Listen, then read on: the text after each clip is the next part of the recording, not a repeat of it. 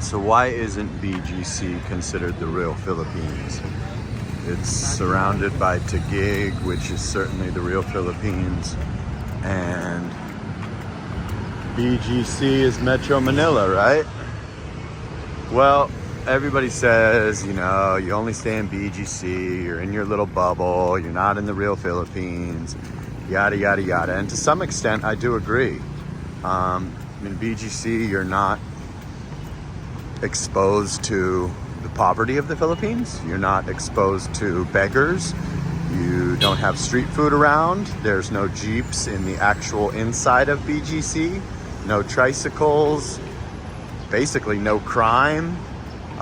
Mirrored skyscrapers galore. No regular housing mixed in with the mirrored skyscrapers, like a Makati, so to speak. So to some extent, I do agree. I have my place in Boracay, which, believe it or not, even though a lot of people don't know Boracay or they've never been there, Boracay is a province. If you walk away from the beach, Boracay is an extremely poor province, actually, Malay Aklan.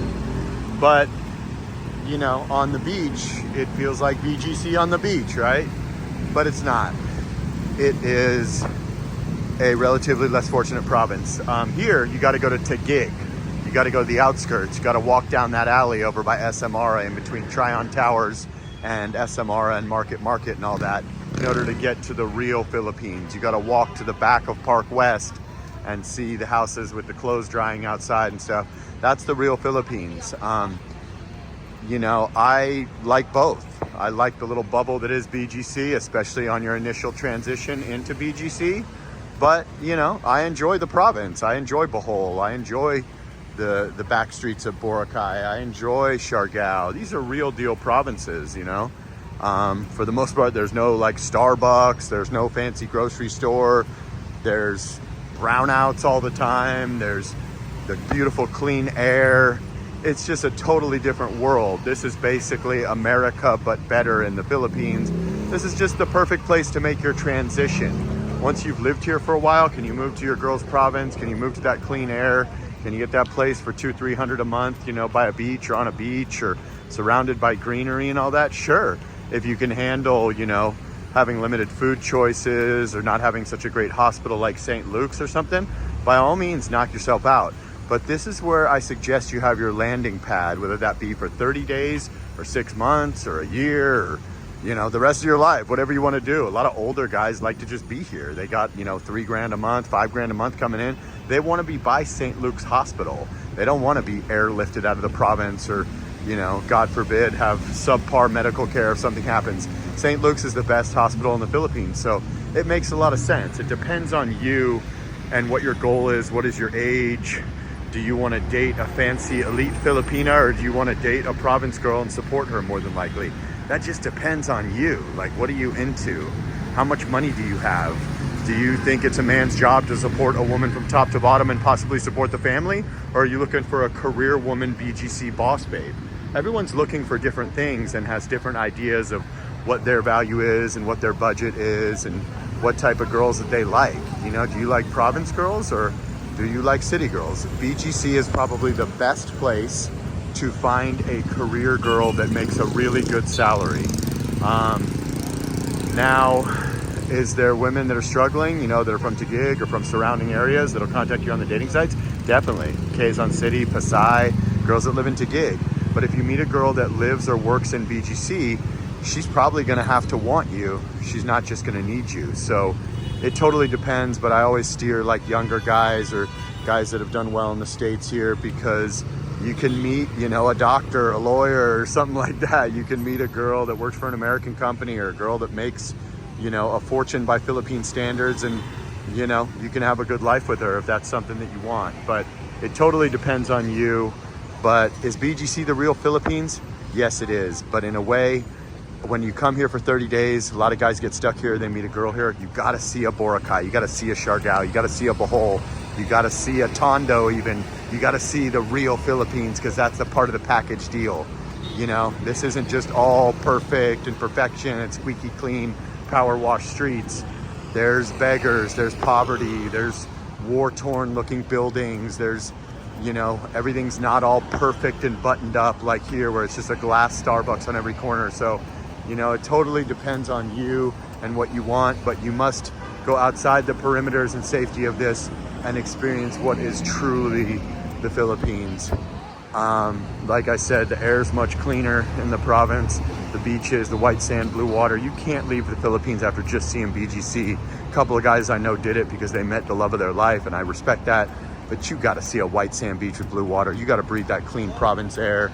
You got to see a Tondo. You got to see Pasay. You know, I guess when you land, you're in Pasay, but you know what I mean.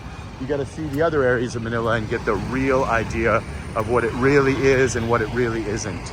So I just want everybody to understand what BGC is. I suggest it. Many guys just keep their home base here and move around and go, you know, I got a spot in Boracay, I got a spot here. They move around to different areas, but this is just your home base. You can lock your place and go to Cebu for a month. You can lock your place and go to Boracay for a month. You can lock your place and go to Bohol for a month. You can go lock your place and go to any of the, you know, 10,000 islands I didn't mention. But this is a good place for a landing place, this or Makati, and just to keep your home base. Flights are cheap enough. You know, hotel rooms and Airbnbs in any area is cheap enough that you can do all that. If you got like $3,500 a month, whatever, you can travel nonstop and just lock your little $600, $800 studio type here. And, you know, if you meet a girl that works around here or something, you know, you can stick around. It's totally up to you. But to answer your question, BGC, yes, BGC is the real Philippines, but it's the most buttoned up, rich, unexposed to the elements. Some of them would be considered negative by some, to most. Air quality here is just a so-so, maybe a bit better than other areas of Manila because of the no Jeeps, but certainly ain't, you know, Boracay air quality or any beach air quality, obviously. It's not exactly rocket science to figure that out. But yeah, listen, Grand Hyatt, tallest building in the Philly Willy. To see on this beautiful day, but yeah, in the end, the choice is yours. You can go to Cebu, it's more popular for foreigners, but BGC definitely takes the crown and is the crown jewel of the Philippines. Certain areas of Makati, of course, green belts, etc. It's right there with it. But BGC is an immaculate, controlled bubble with no regular housing, all skyscrapers, tremendous safety, dining options. They just opened a Tempur-Pedic theater here at this mall, the Uptown Mall, which means you can lay in a Tempur-Pedic bed and watch a movie. Next level stuff. Amazing place. Definitely want to see more than just this, but this is a great starting point for expats and passport bros. If you don't need, you know, training wheels when you come out here, move directly to the province, move straight to Siargao, move straight to Dumaguete, wherever you want, knock yourself out. Just a great option, something I chose and most of the guys in my community have chose, whether it's for their first week or their first year. And obviously not everyone can afford it. You're probably looking at $3,000 kind of to start living here. Just if you dine out, you know, you want to live comfortably and you want to have a few extra bucks for different things, health insurance, your storage unit back home, transportation, entertainment, going to that island once a month or whatever. But certainly a decent choice, not a terrible place to be. We're here at the Uptown Mall, my favorite mall here in BGC. SMR would be my second favorite. Market kind of has those real Philippines vibes. Mitsukoshi is a Japanese mall. You have SNR, you have Landers, you have, again, St. Luke's, the best hospital. High Street is amazing. A lot of really good stuff there. Great places to eat like Salad Stop or Uma Sushi or Wolfgang's. You got the Shangri-La Hotel up there. You got the Grand Hyatt that we just passed. You know, it's up to you guys, but definitely come check it out for a couple days, even if you don't move here. Definitely something to be seen. Nothing third world feeling about this, if you know what I'm saying. But in the end, this is a developing country. This is the immaculate little corner of Manila that we call Bonifacioglobalcity, Taguig, Metro Manila, Philippines. Like, comment, subscribe, share the video.